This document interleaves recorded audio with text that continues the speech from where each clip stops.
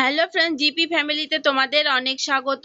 তো এখানে দেখতে পাচ্ছ আছে ভোলা মাছ। আজকে আমি রান্না করব ভোলা মাছের ঝাল। তো কিভাবে রান্না করছি ভিডিওটা প্রথম থেকে শেষ অবধি অবশ্যই দেখবে, কেউ স্কিপ করবে না। মাছগুলোকে প্রথমে আমি পরিষ্কার করে ধুয়ে নিচ্ছি। তারপর মাছের মধ্যে দিয়ে দিচ্ছি হচ্ছে নুন। নুন হলুদ দিয়ে ভালো করে মেখে নিয়েছি, আর ওইদিকে একটা কড়াই বসিয়ে দিয়েছি গ্যাসের মধ্যে। তো কড়াইটা গরম হয়ে গেছে, দিয়ে দিচ্ছি হচ্ছে তেল। আর কড়াইটা এরকম কালো কালো অবস্থা, তোমরা কেউ কিছু মনে করো না, কারণ এই কালো অবস্থা হওয়ার কারণ আছে। তো আমি মোবাইল দেখে যে অ্যাপ্লাই করেছিলাম, যে মোবাইলে অনেক কিছু দেখায় যে কড়াই না ঘষে মেজে 1 মিনিটের মতো নতুনের মতো চকচকে হয়ে যাবে, এটা দিয়ে করুন সেটা দিয়ে করুন। তো সেই পদ্ধতি আমি অ্যাপ্লাই করেছিলাম মোবাইলে দেখে, 1 মিনিটে চকচকা হয়ে যাবে না মেজে ঘষে। তো সেটার জন্যই দেখতেই পাচ্ছ কি অবস্থা হয়েছে, আমার কড়াইটা একদম কালো কালো দাগ হয়ে গেছে। তো তোমরা কেউ এই মোবাইলের এই অ্যাপ্লাই গুলো ট্রাই করো না, বাসন মাজার পদ্ধতিগুলো, দেখবে বাসনের অবস্থা খারাপ হয়ে যাবে। এই দেখো আমার কড়াইটার অবস্থা কি হয়েছে, একদম কালো কালো পুরো স্পট পড়ে গেছে। এই হাজার মানে ঘষলে ওগুলো উঠতেছে না, এত মানে দাগ হয়েছে কালো কালো, খুব খারাপ লাগছে দেখতে। তো যাই হোক, আমার মাছ ভাজা হয়ে গেছে। তো আমি ওই আরো কিছুটা তেল রয়েছে, ওই তেলের মধ্যেই এখন আমি আলুগুলোকে ভেজে নিব। কয়েকটা আলু কেটে রেখেছি, তো সেটাই মাছের মধ্যে ঝোলে সরি তেলের মধ্যে এখন দিয়ে দিব।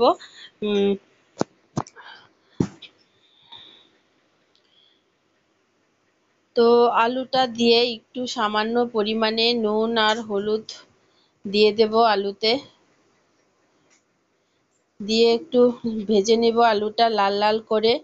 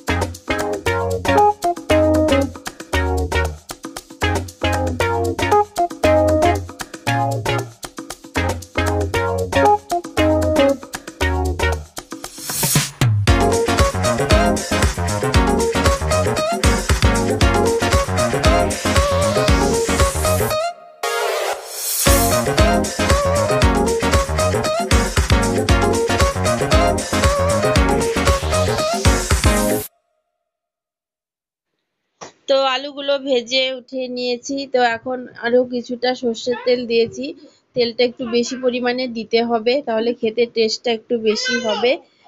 তো তেলটা গরম হয়ে গেছে, এখন দিয়ে দেব হচ্ছে সাদা জিরে। তো এই সাদা জিরে দেওয়া হয়ে গেছে, তো এর মধ্যে তো এখন দিয়ে দেব কেটে রাখা পেঁয়াজ। তো পেঁয়াজ কেটে রেখেছিলাম একটা বড় সাইজের, সেটাই দিয়ে দিলাম। আর এখানে মশলা করে রেখেছি কাঁচা লঙ্কা আর হচ্ছে কাঁচা পাকা লঙ্কা একসঙ্গে বেটেছি, আদা, কয়েকটা রসুনের কুয়ো, আর আছে পেঁয়াজ, সবকিছু একসঙ্গে পেস্ট করে রেখেছি। তো পেঁয়াজটা লাল লাল করে ভাজা হয়ে গেছে, এখন এর মধ্যে এই বেটে রাখা মশলাটা সবকিছু দিয়ে দিচ্ছি। তারপর এটাকে ভালো করে কষিয়ে এর মধ্যে দিয়ে দিচ্ছি হচ্ছে হলুদ গুঁড়ো, আর দিয়ে দিলাম হচ্ছে জিরে আর ধনের গুঁড়ো। তো দুটো একসঙ্গে আমি মিক্স করে রাখি, জিরে আর ধনে গুঁড়োটা, তো সেটাই দিয়ে দিলাম। এখন ভালো করে এটাকে একটু কষিয়ে নিতে হবে টাইম নিয়ে। তারপর দিয়ে দিচ্ছি স্বাদ মতো নুন। নুন দিয়ে আবারও একটু ভালো করে কষিয়ে নিচ্ছি।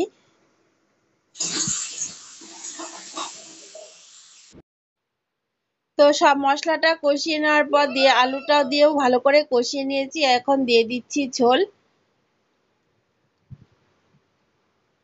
তো ঝোলটা বেশি দেওয়া যাবে না, অল্প দিতে হবে, না হলে এখন আমি এটাকে ঢেকে দেব। তো এখন এটাকে ঢেকে দেব। বাইরে চলে এসেছি ধনেপাতা নেওয়ার জন্য। এই ধনেপাতাগুলো খুব সুন্দর একটা স্মেল, তো আমার ভীষণ ভালো লাগে ধনেপাতাগুলো খেতে, তো আমি ডাল তরকারি সবকিছুতেই দিই। তো ঝোলটা উতলে গেছে, এখন এর মধ্যে দিয়ে দেব হচ্ছে ভেজে রাখা মাছগুলো এক এক করে। খুব সাবধানে দিতে হবে, তা নাহলে মাছগুলো ভেঙে যেতে পারে।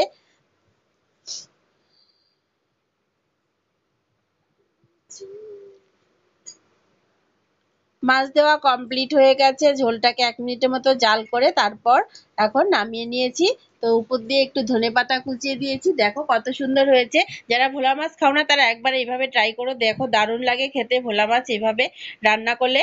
তো ভিডিওটা কেমন লাগলো তোমরা কমেন্টসে অবশ্যই বলবে, চ্যানেলটাকে সাবস্ক্রাইব করবে, লাইক করবে, ভিডিওটা বেশি বেশি করে শেয়ার করবে। আবার দেখা হবে পরবর্তী ভিডিওতে, ততক্ষণের জন্য টাটা।